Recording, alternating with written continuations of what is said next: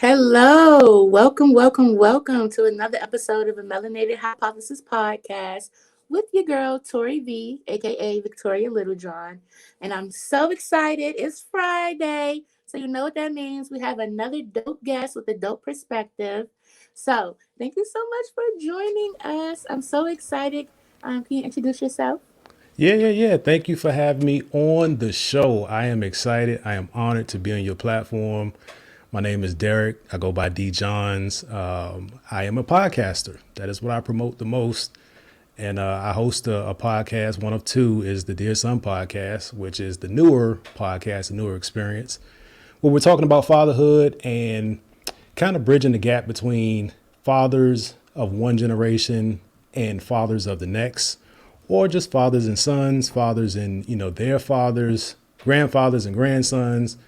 But I felt like that was it took too long to get to the information that we need in our community when it comes to passing it from one generation to the next. I had my own experiences with it. Then I started having some issues communicating with my son. So I said, hey, let's go on this journey and let's bring the people along. And that's how we got to the Dear Son podcast.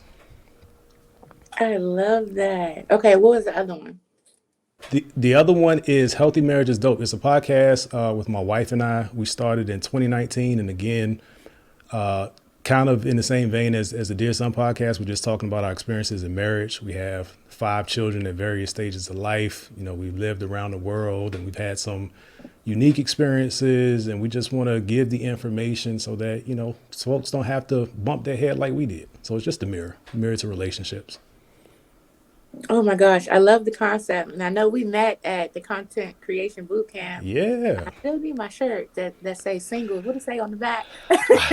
I am trying to get to it. The good problem that I've had is that the responsibility has been overwhelming at times. Just trying to manage 2 podcasts, and the clothing line is what you were referencing. And I got to a place where I had to kind of reset, like I'm trying to do too much. The product breadth is getting too wide and it's hard to manage. But your idea is definitely going to be put into production probably in the spring. I had to manage what I had for now before I start introducing too much new stuff too quick. But yeah, that's the other thing. We have a product line, Johns and Co. Apparel, and the flagship design is Healthy Marriage is Dope.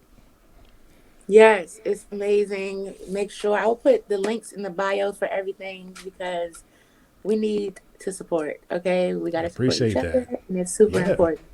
And then the concept behind both of these are so dope. I really love because marriage is not something that I seen growing up, and so I don't even have a good. I have an idea of what I want, but I don't know realistically what does marriage take. Yeah. And we So and we don't know all of it, and it's the experience that you have to work on every day. If you can't wrap your mind around working on something every day, marriage probably isn't for you. Or yeah, or a successful marriage is probably not in the cards for you, right? And everybody doesn't do the work every day. We didn't do the work every day or for years, right? And we came to a place where we had to be real with ourselves, like what was going on with each of us individually that was contributing to just creating like a dead space in our marriage. Where we were married technically, but what was the relationship piece of it? We yeah. figured that out later, right? So this is it'll be 17 March 27th. And I like was going to ask you. over the last few years, we're just coming into this place now where we learn how to communicate. And that's kind of the thread for both podcasts is, for me, I was good communicating outside of the house. In the house, I wasn't very great. Okay. So we gotta go back. So first, I have a question about that. Do you think that Okay. that is what do you think that is? Is that a lack of expressing your emotions? For me specifically, yeah. So it was, part of it is what was modeled, and part of it was what I chose not to accept responsibility for as I grew up and moved into adulthood. So if I had to look at like the generational cycles in my family, my dad's dad wasn't very communicative, right? He was old school, had a 3rd grade education, could build a house with no plans, but communication wasn't his thing, right? And he didn't try. That was the era of provision, right? Provision meant I love you. That was a successful father to a lot of men in that generation. So my dad saw that model, and then here comes me. Let me back up a step. My dad loses his dad when he's 20, right? So my dad doesn't have a father when he's a man. So he's navigating that space kind of, on the fly. He never really learned how to grieve his father's passing or even process it.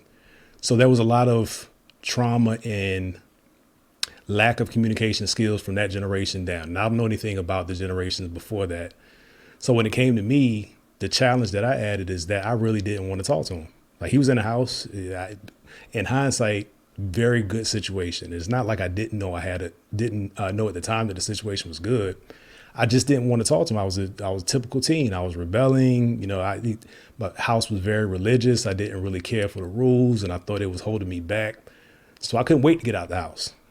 So I got out of the house at 19 and just started having problems because I wasn't connecting with a source of information that could help guide me through that, right? So they just compounded and compounded. And then I became embarrassed. And I've said it before. I became embarrassed to go talk to my dad, right? Like, now I got all of these problems. Is he going to be proud of me if I go back to him with all of these problems? So I just kept trying to figure it out. Ultimately, we started having more conversations, and it was the aha moment was he had actually experienced a lot of the things that I was going through and had some valuable information that probably would have shaved a few years of shame and disruption, off my life while I was single and while I was married. So that's my story. That the more men that I talk to, it becomes more common, but I'm not in a place to speak for all men. Mm-hmm.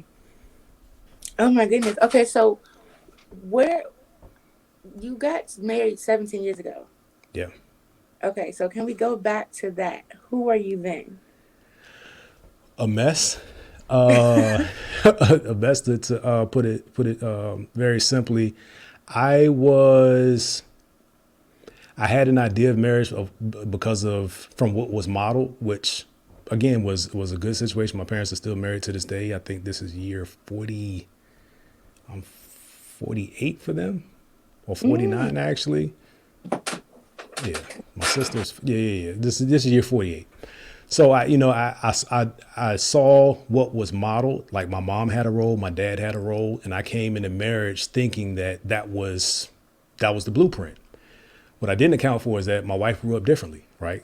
The mother role in her family and the father role in her family weren't identical to what I grew up with. So I came in with a perspective and expectations. She came in with the perspective and expectations that didn't match. And we were just trying to force it. And more so me than her, like, no, this is my role. And looking back, I approached being a father because we came into a blended family. So it was immediate father responsibilities and a husband. I looked at it as a job and didn't really focus on a relationship. So I did the things that I thought made sense, but I wasn't connecting with her love language at the time, what she expected, and accounting for the differences in how we were reared growing up. That's so good. That's so good, because I feel like a lot of times we don't realize that that's what it is. It's one planet and another planet coming and combining. Yeah, that's a great analogy. Yep. Yes, it's like I got my own way of just doing life, and here you come. So what made you not give up? Like, what made you see that and say, oh, something needs to shift? It took quite a while, honestly, because for a good portion of it, it was more muscle memory and doing what I thought was right before I realized how to value my wife properly and how to value my family properly. I was focused on providing. I was focused on trying to climb the corporate ladder. All of these ideas that I wanted to get off the ground and create a lifestyle for my family. But I wasn't bringing them into the conversation. I wasn't oftentimes bringing my wife into the conversation where it was a we decision versus a me decision. So I did that for a while, and it wasn't combative, definitely nothing physical or anything of that nature, but I wasn't considerate, right? In hindsight, then I thought I was doing the right thing to take care of my family and provide. But we had kids, so we came into the relationship with one child. Every 2 years after that was a child 2 years after that and a child 2 years after that. So we didn't have a good foundation of us serving each other and kind of just being the married couple, and then we added children, right? So then the focus becomes the children, right? That's the thing that we both had in common, and we wanted the best for them. So we lost focus on each other, right? And then we had a space of time after the third child, and then we had 4 and 5. So we had 5 children total. And honestly, it took the pandemic, which was, I guess, year 14 for us, to realize and slow down, specifically for me, the value of family, right? Because I've been traveling, we had lived overseas, we had been moving around, and I was always traveling for work. And it took that pause to realize that, hey, man, you got a great family, and you've been missing out on what they have to offer because you've been trying to serve yourself and move around and try to achieve all of these goals. So we had started having conversations, and then the podcast that we did, the first several, basically all of our conversations are, number one, conversations that we hadn't had to that point in marriage that we should have had. And we were going through real life stuff, processing it through the podcast. And that meeting point, oddly enough, gave us a dedicated time and space where there wasn't, a high level of emotions. We were coming into it just to have an intentional conversation. And we started learning about each other. And I realized, I got it. I like my family. I've always loved them. But, a lot of people in the pandemic, they starting to figure out whether or not they like the people in the house. I like the people in my house. So that was the major shift. I wish it was something earlier or, something that I could write a manual about, but that's just how it worked out for us. Basically slowing down and processing. Yep. Understanding Yeah. what's important. Sometimes you got to redefine success. I had a definition of success that didn't exclude my family, but it didn't consider my family. I'll say that. So do you think your value system, the hierarchy of your value system Yeah. has changed?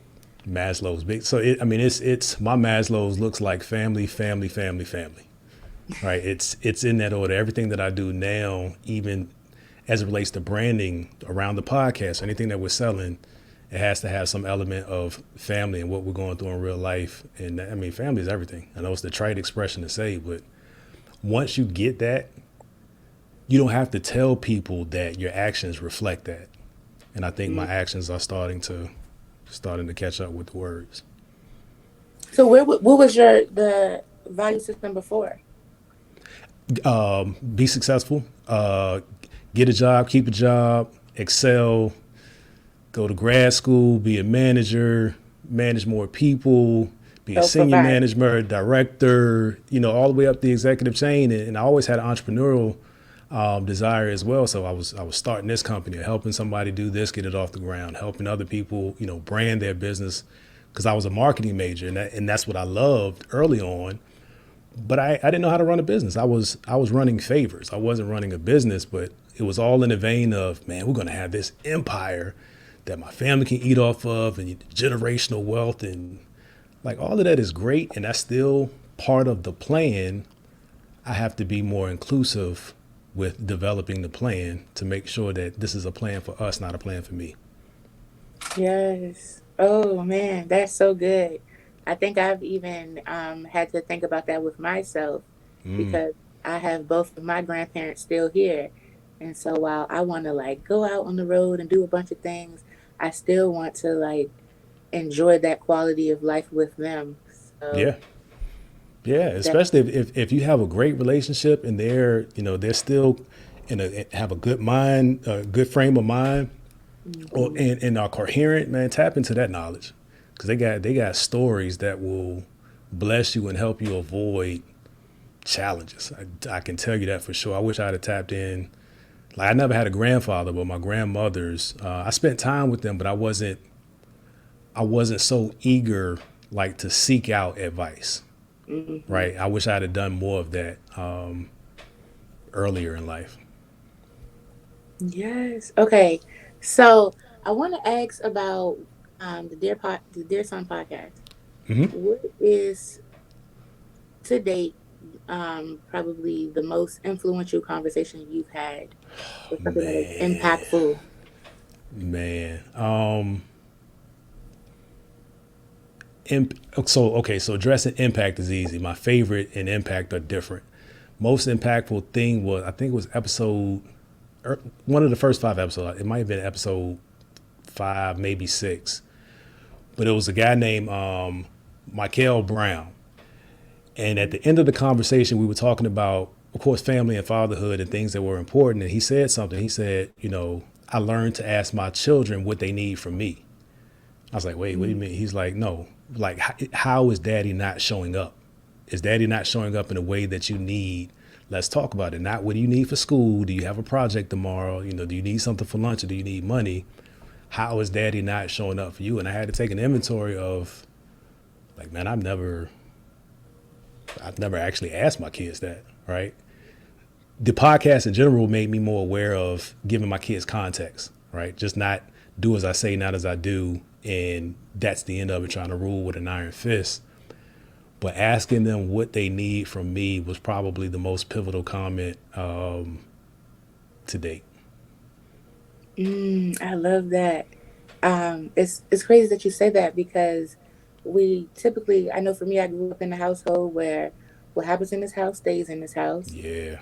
And, even though the kids are supposed to be seen, not heard, that was something that my mother grew up in, but she had residue of that in her behaviors. So it was like I still grew up in that too. And when you grow up with I grew up in a single parent home. So when you grow up with that parent that's the provider, they aren't the nurturer. It's very little nurturing going on. So I know a lot of people who grow up and they don't get that nurturing. Now they're good. They got everything they need. They're a provider and they probably know how to be responsible, but they don't know how to express their feelings. What's really cool about being at this stage and having conversations like this, and having the level of maturity that I get from you, that I can see in you and I get from you in a conversation, is you can put it in the context that your parent or your parents were acting with the information that they had, right? That was their burden. And they were growing up too while they were trying to raise you. And you get that, when you get later in life. The challenge becomes when you have new information, but still act like your parents. Yes. When you have new information, you need to incorporate the new information into your decision making and your approach, so you have an opportunity to adjust some of those negative cycles, and that should be an exciting thing. I mean, all of it is not woe is me. This is, I had a hard upbringing. That's true for a lot of people. But now if you have more information, you have a chance to do it differently. Yes. That's why healing is so important. Yeah. Because when we don't heal, we're raising our kids through our trauma. It's very good. It's very true. So I know for me, I had to, first of all, I would just want to commend you for healing and taking on this journey while your kids are still in your care, because a lot of times we don't realize it until after they're all gone away, and they're gone away, and then there's this resentment and there's this gap. But you are healing now, and so your children have seen you one way. They've seen you work on themselves, and now that they know the value of working on themselves, and now they see you this completely different way, and they're getting the full essence of you. So I just commend you. I just commend you for that. I appreciate that, and I'm asking about it. I'm asking them about it along the way, which helps me, right? I don't want it to be year 1 of change, and then year 10 asking them how they feel. At that point. They're helping me along the way. Are they accepting to your change? Is it kind of like, what's going on? Why are you acting like this? Yeah, so I mean, we've had more intentional conversations as a family, and I've actually apologized for stuff, which is another thing that I wouldn't have even thought to have that kind of conversation as a kid with my parents at their age. But we've realized that we need to open that door. Like, I understand, one of the more pivotal results that characterizes how they're reacting is the episode that I did with my son was a conversation that we had never had before.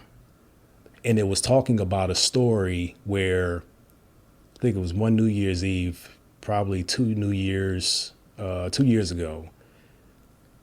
He was having a challenge that he couldn't bring to me. So he took it to his sisters, and his sisters came to me on his behalf and was like, we want to talk.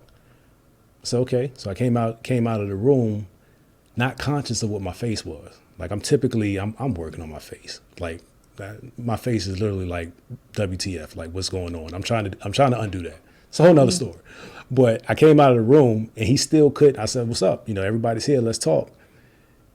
And tears started flowing, like from his sisters. He was like, I think, I feel like you treat me different from my sisters, and I don't get it. I don't know what I've done. I said, man, wow. I appreciate you bringing that to my attention. And yes, I do. Like here, unfortunately, there's a double standard. I'm raising you to be a black man in a world that's not always accepting a black man. So I'm very hard on you, right? And I don't apologize for the intent, but the actions need to adjust because they're making you feel some kind of way. So we go through this long discussion and everybody, it's a big kumbaya moment, not a dry eye in the building, in the house, me included. And at the end, he's like, thank you. Thank you for explaining it to me. I get it. And I was like, imagine explaining something to a child and that changes their behavior, because that wasn't the model. It wasn't the model for my parents. So like that's just kind of a microcosm of things that have happened. So they're seeing it and they see me excited, right? They've seen me be successful at work, but I haven't been excited about it. I get excited about the promotion, but the actual work doesn't. The process. I don't feel complete. You know what I mean? I don't feel like a sense of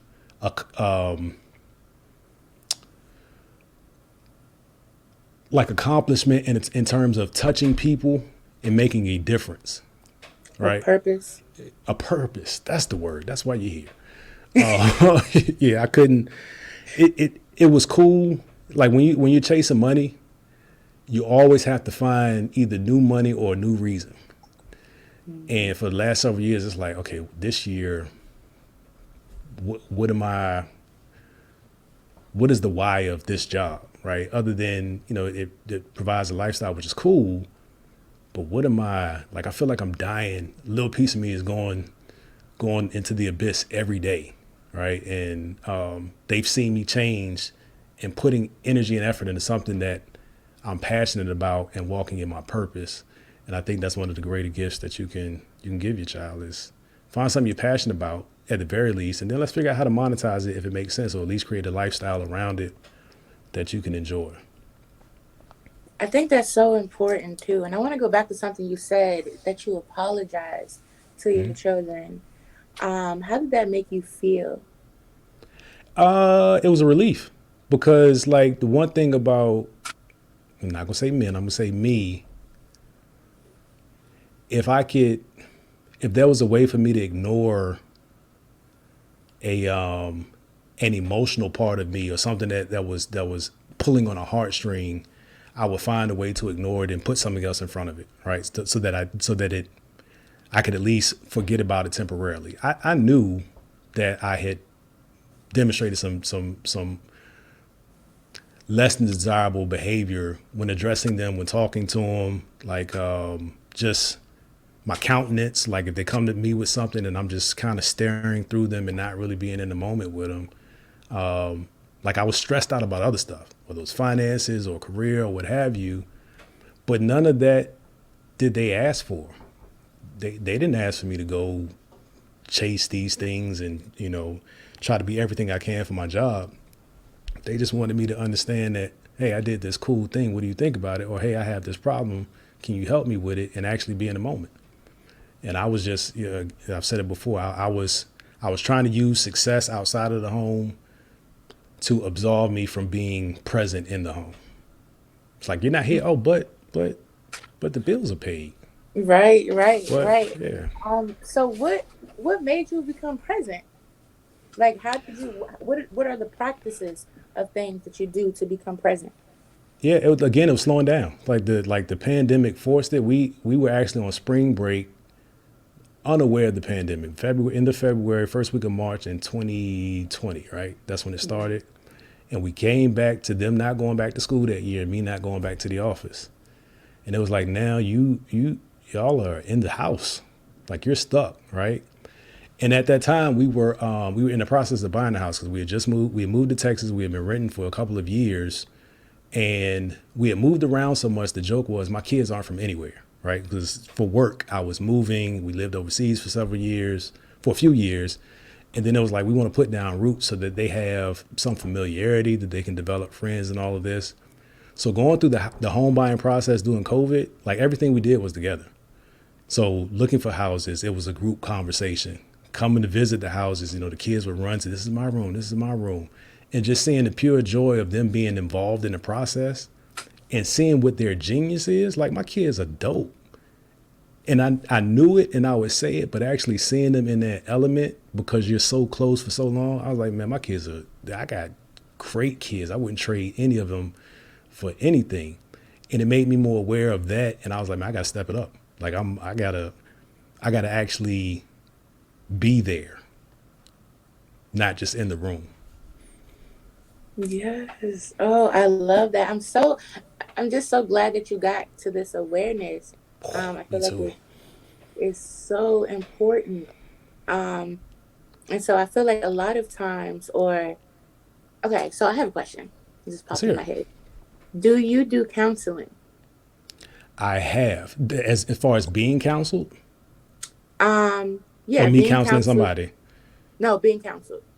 I have done it professionally, and I have become more intentional about like seeking guidance from my elders, my father included, and other people that have invested time and have an interest in seeing me do well, having more conversations with them about what their challenges were. So counseling in that sense. And also, yes, my wife and I have done professional counseling. We're at a point now where we want to do it individually because it's maintenance, right? It's not always doom and gloom, but we're in a good place, and we want to make sure that we're aware individually that we're not losing ourselves. And that was something that my wife struggled with, is just adjusting to me, right? Putting things aside that she wanted to accomplish so that I could go to this opportunity or to the next opportunity. And now that is like she's taking ownership. She's taking up her full space, right? And becoming an entrepreneur. And I love it. And I have to be aware and be more conscious of how do I contribute to that versus how do I detract from her success, even with the way that I say something or the way that I respond to an idea that she has. I am going to go to individual counseling to make sure that I'm continuously aware of those things so that it doesn't negatively impact her or the kids. But yes, pro counseling. How did you learn her love language? Or We took the test. Honestly, the love language test, I think the book is by Gary Chapman. So we did it early in our marriage. But here's the hack. Who you are when you got married is not who you are at year 5, year 10, year 15. So we should have kept doing it. We did it again a year ago, and mine had changed. Hers were like she had more. She leaned more to one than the other than before, but they were generally the top 2 or 3 were the same, whereas mine had changed, and we never had a conversation about it. And it's interesting that you brought that up because we talked about that on one of our podcasts, and how we used to weaponize it, right? Understanding somebody's love language and showing them love in a different language, for me, allowed me to still say I'm being loving, but I know that I'm not giving it to her in the way that she wants it, right? So there's be aware of it and honor it. I didn't always honor it. There was a whole lot of petty going on early on. Like my wife wanted the words of affirmation. She wanted quality time, and I would buy her gifts. oh, okay. You Is know, this your love language? no, It's no, not okay. Is this mine the is acts of love? service. So mine was physical touch early on because I was young and you want to have sex, right? You want to have sex a lot.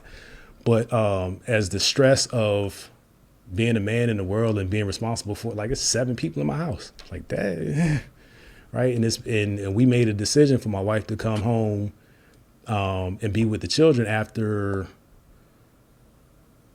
She took a long break after number 3. She got out of the military. She was prior Air Force. So at number 3, which was 2007, she had done 8 years and she got out of the military. So we had a span where it was, she was a stay-at-home mom then. She went back to work, and then we had number 4 and 5. And after number 5 in 2014, she left a traditional job. So she was a stay-at-home mom and became the home COO and CEO, which are real jobs. I don't want to even Yes. kind of simplify what that is or make light of it. But yeah, so when I became the responsibility, when that hit me, it felt different, right? So now it's like, man, I got to be on point, and I'm trying to climb the corporate ladder. So sometimes I'm the only one that looks like me in the room. I feel like I always got to be on. I always got to have the right information, and I became busy. Like I would bring work home. I would always be traveling. So acts of service became my thing. Like help, like take some of the stress away. Do something for me. Like I don't need you to buy me anything or anything like that. But that's what it was for me. So she was words of affirmation and quality time. I was physical touch. I may have been gifts early on, but now, 15, year 17 now, definitely changed. That's interesting because so I've done mine a few times, and I know affirmations, acts of service, and quality time is like top notch, right? But my mother's was okay. So my grandmother's was gifts, which meant my mother's, um, the way she showed love is how her mother wanted to be shown love. Right. So she showed loves and gifts, but she wants help. So her love language is acts of service. So I give gifts, but I want acts of service at the same time. I want quality time. So Yeah. it's like this. It's like when I say everything is connected, it's so interesting. Yeah. But I was wondering if one of your caregivers had that gifts, or if you think that one of them had that gifts, what is it called? Love language.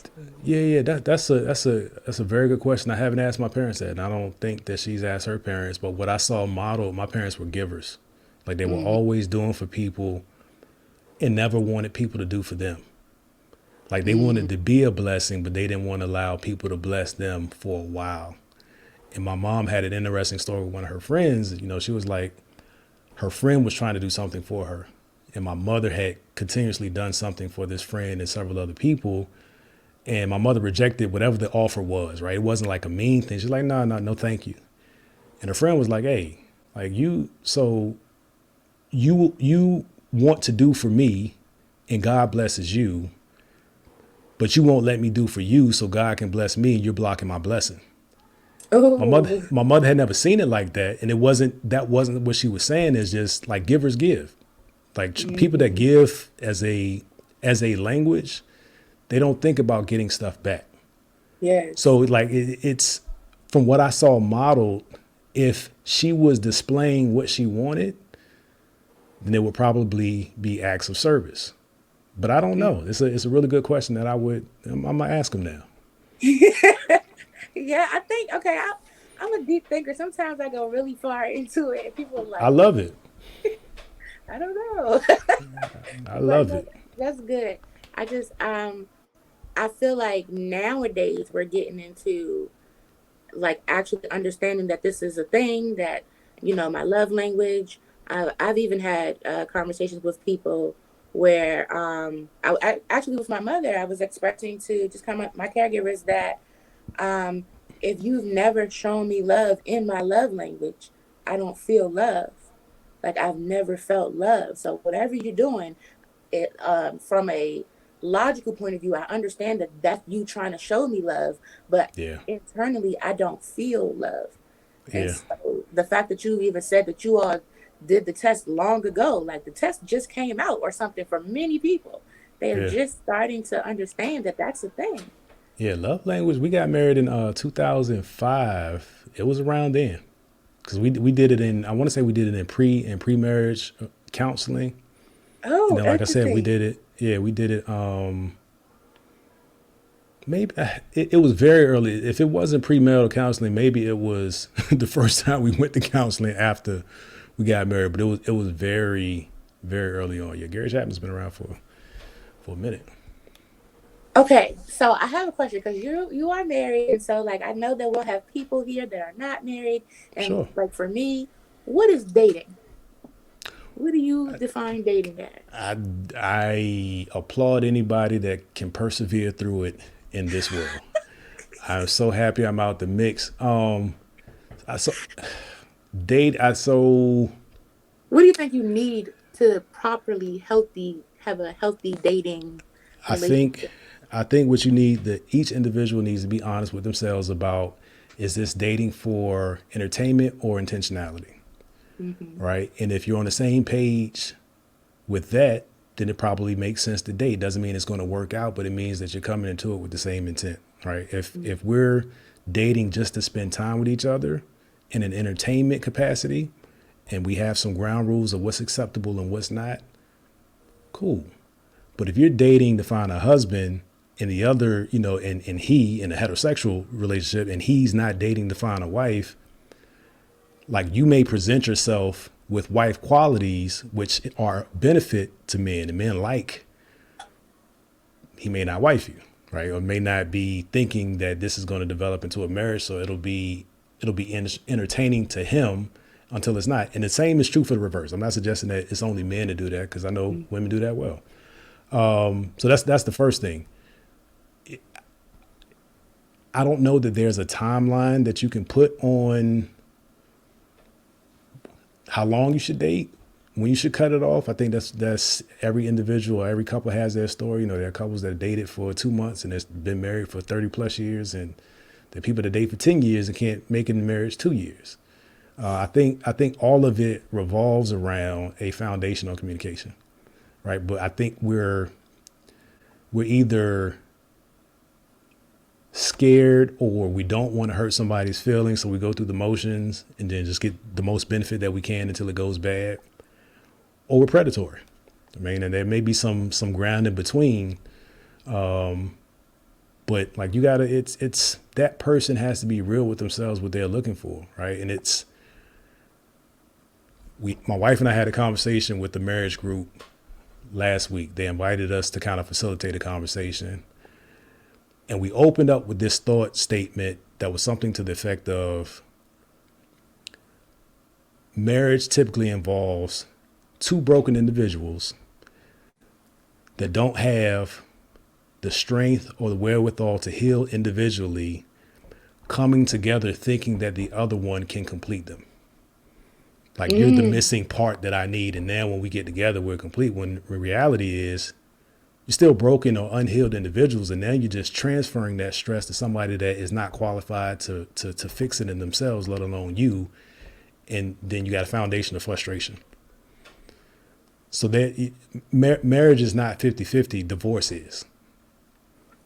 mm. Marriage is 100% you, 100% the other, bringing that together into those planets colliding, as you were mentioning earlier. But I know it's cool and cute, and there may be many that disagree, but this whole "you complete me," ugh, nah, don't complete me, because if you leave, then I'm incomplete. Exactly. You know what I'm saying? Exactly. I don't need that. Exactly. What do you feel about oh man, that was good. You said it's 100. Yeah. Do you feel like somebody shouldn't date if they are healing, if they know, like I know that I'm not in a place where my triggers are handled, I have emotional intelligence, I have self-control, but I'm compatible and this person is accepting and we're both moving in this right direction. Do you think that If that you sh- I did, for me, in hindsight, if that person doesn't have the tools, or doesn't positively contribute to an environment that facilitates your healing, you should probably chill. Because yes. you're not going to bring anything positive into their world if you have a negative perspective or an unhealed state of self. that you can't work on it. And I don't know that anybody's ever completely healed, but there are things that require some quiet focus, right? You don't need to bring the noise of somebody else into that conversation that doesn't have a tool to help you when you're in that state. And what happens is, just like I was saying, you start looking for things that you can latch onto with the other person that may just actually help you forget about the state that you're in and temporarily feel great. But that person, if that person isn't qualified to help you, when they go back to being themselves, or when they're regularly themselves and you start to see more parts of them, you try to get frustrated with them because they're not what you expected them to be. They were never able to be what you expected them to be. Yes, yes. I agree, because then you get into this place of trying to change somebody. And I always talk about how one healed person can't, I don't personally think a healed person should be with an unhealed person, or a healing person, because it's always ing.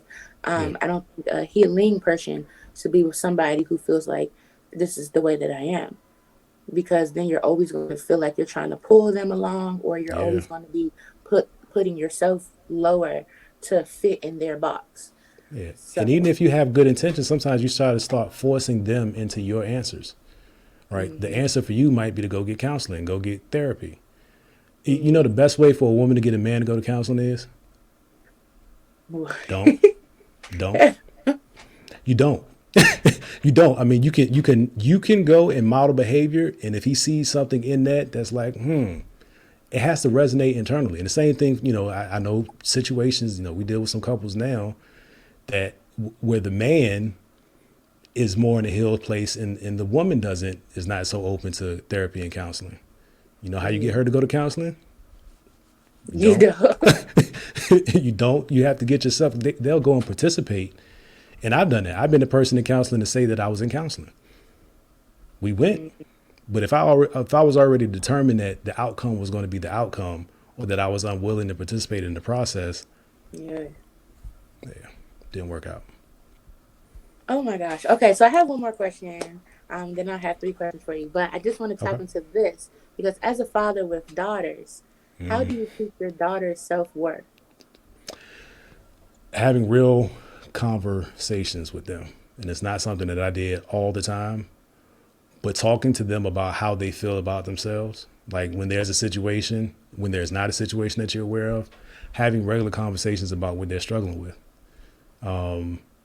They've always known that I would show up in a physical presence, like don't let nobody touch you, don't know. But there's emotional things that happen before that or in lieu of that can be as damaging, Yes. right? And if you don't model certain things and they find that in the man or a boy that knows how to talk slick and start pulling on those heartstrings, they'll get attached to him and detached from you because number one, you didn't show it and they found it somewhere else. And then they're less likely to have conversations about those challenges because there was no reps. You didn't do it before. So like I have my daughters right now are 18. I have a 16-year-old and then I have an 8-year-old and they are all different, right? Then I have two sons. My sons are 14 and 7, all different. And there's no blanket answer. So for me, having multiple girls, you know, that are developing into women now, what worked for one, there's no one size fits all. So even if you got it great with the first one, doesn't mean you got all the tools that you need with the second one. They're very different, and you have to cater to what they need. And it goes back to what I said earlier. You don't know what they need from you without those conversations. And I try to set a high standard. Like I try to make it difficult to impress my daughters. So if you Okay. know, if somebody's trying to fly my daughter to Miami, it's like, why? You know what I'm saying? Like they experience life in Dubai, right? Because of my job. So they have a different perspective of what stunning looks like or what wealth looks like. And I love it. And it doesn't make them arrogant, but it's like, They have more no, exposure. we live that. So no, I don't, I'll meet you there if I want to go, but like you're not offering me anything that would make me feel a different way or would give up something of myself in response. Yes. Okay, so just what is a seed that you plant in all of them? How I treat them all. That's the Mm, biggest seed. I mean, you can say whatever, you can spend all the time, but they'll recognize at some point at some level of maturity that, hey, so why are you giving me this, but you're acting that way to your mom, to my mom? I love that. I Yeah, love like that. if I couldn't be a good husband, my wife can't trust me with her children that are our Yes. children. But then if she can't trust me with our children, she won't demonstrate a mutual respect that they will model, especially the girls, right? Oh man, I love this so much. This is such a good talk. Just because the things that you and your wife are modeling, they are literally breaking generational trauma, not just for you, Yeah. but for your children. And so when I say that, what you just said, when I'm thinking, what I see is, like, for example, if you didn't treat your wife correctly, then your wife would have a attitude or maybe a jadedness towards you, then Yep. that would develop in your children, and your daughters will have this jadedness towards other men. And so the cycle would continue, and they would be like, or if you didn't plant those seeds in them, then they would just take anything, and there would be no standard of, well, my dad can fly me to Dubai. So, like, Miami, that's not even a date. Like, I don't even Yeah. know what you're trying to do here with that. So, but a lot of women don't have that foundation. So the fact that you, one, have said it and then are projecting it for the world to see, so many of us, unfortunately, our parents had the trauma, they separated, they had to deal with Yeah. their own thing, maybe never have dealt with it, so we just never seen it. Yeah. So And what it's you're and nothing that I'm saying doing. suggests that it's been perfect. I didn't mean to cut you off, but I just want to make it clear. It's not suggesting that it's been perfect, but if they see the bad with if they only see negative interactions with my wife and positive interactions with them, they're still confused. They got a good dad, but they don't want a husband Right. because the two are not the same, right?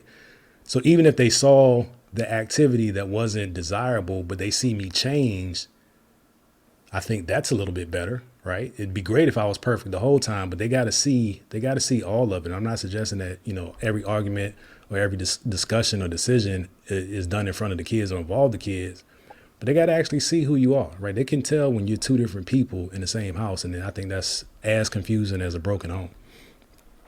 Yes, they've seen you handle conflict. Yeah. That help build that emotional intelligence. So many people don't see a man handle conflict, so they handle conflict however the homies handle conflict. Yeah. They raise each other in a sense. So it's just, you don't have to be perfect, but the fact that you're striving, like the fact that you're changing, doing something, and being consistent in it for us to see, I appreciate so much.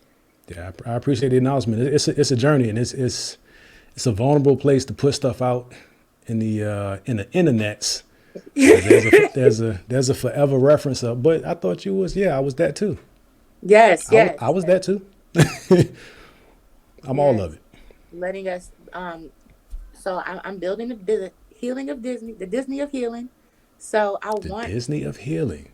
yes, I need people to see in real time how we're healing. And too many times have I been somewhere and somebody said, "Oh, you changed. Like, that's a bad thing. That's what I'm supposed to do. Why are you staying the Yeah. same?" Yeah. So seeing this in real time, seeing somebody go after something, mess up, try again, keep going, and build, and healing within, and Yeah. it's radiate out, like the just us making platforms and doing that for people. There's so many people who feel like maybe they couldn't, or they didn't know it was possible, or maybe felt like, okay, I am who I am. But to have you show that, like, no, this is who I was back in '06, 2016, 2026. Like, I Yep. feel like, oh, it's just so good. And Yeah. I just wish you all the best. Okay, so I have three Appreciate that. questions. Let's do it. What does healing mean to you? Healing means releasing emotional bondage to a thing, an event, or a situation intentionally and Yes, recovering from that. I love that. Okay, what does healing finances mean to you?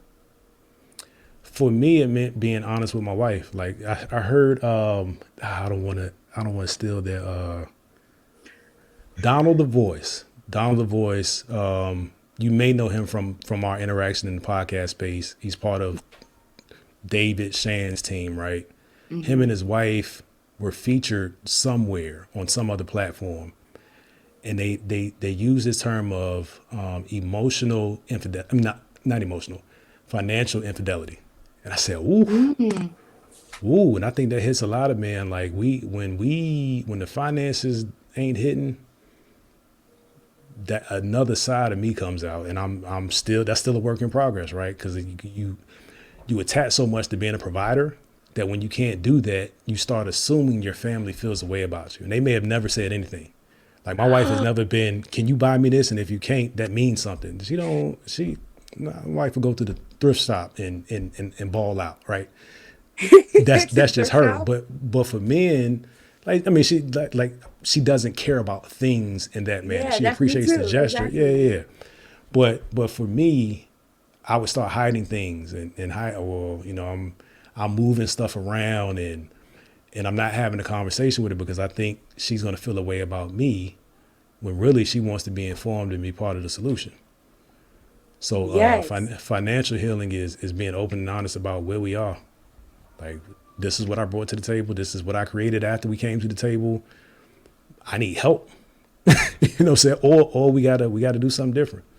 So I definitely struggled with that for several years in our marriage. Oh my goodness. I just want to touch on that real quick because oh my goodness, that's so good.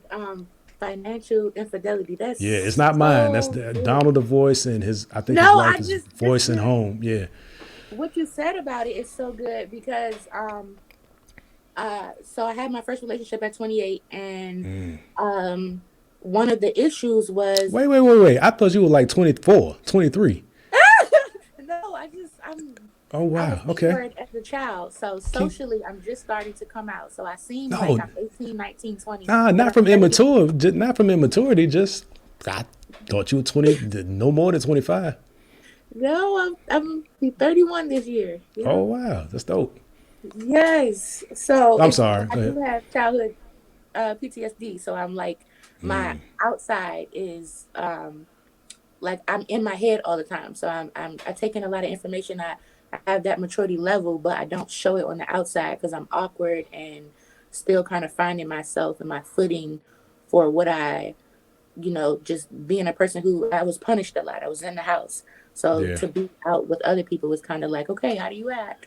Like, Yeah. Awkward worked out really well for Issa Rae. I'm just going to throw that out there. okay, So okay, so there's hope we're not tripping on that.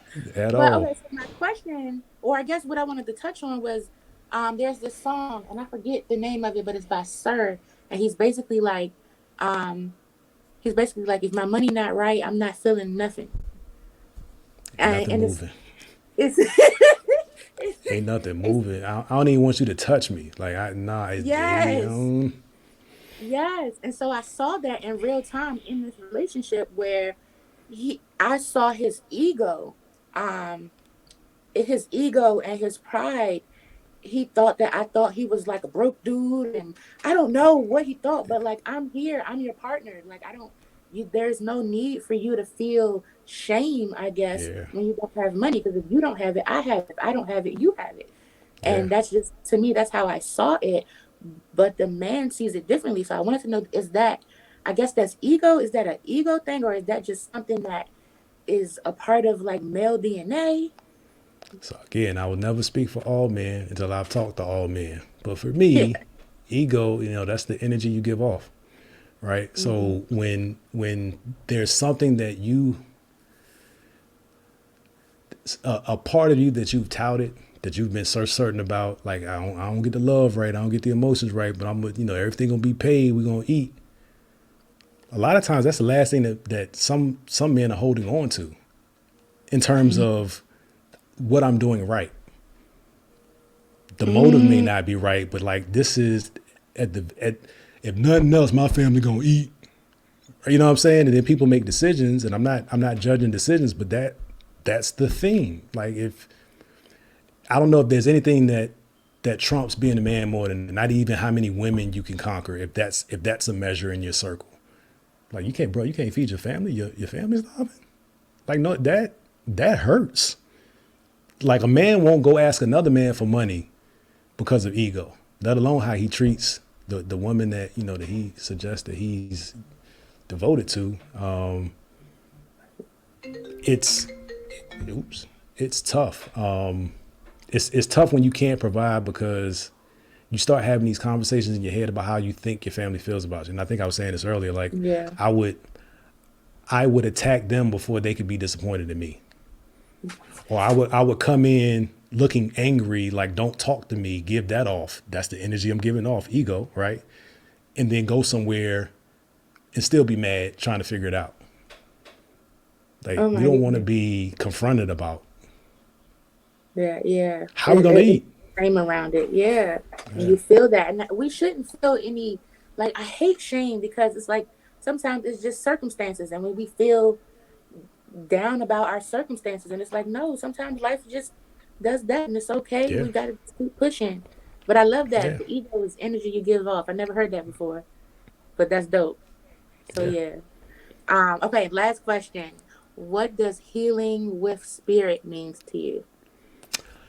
Um, being at peace with yourself, having these inner conversations, addressing things that you tried to mask for years, being able to trust yourself again, like getting to a place where you're comfortable with your ability to make decisions and be a positively contributing member of society. Like those are things that have to do with your inner spirit, right? Like if you're not at peace internally, it is very hard to present yourself otherwise or to act otherwise. So that I mean that's what it is for me. There's probably more elegant responses that you've gotten from that question, but it's like all of those things determine or make up your spirit. If your spirit is broken, right, it plays out in your actions and your attitude and the things you say and the way you stand, the way you sit. So just attacking and addressing those things that you don't want to address with yourself, I think is a big part of that.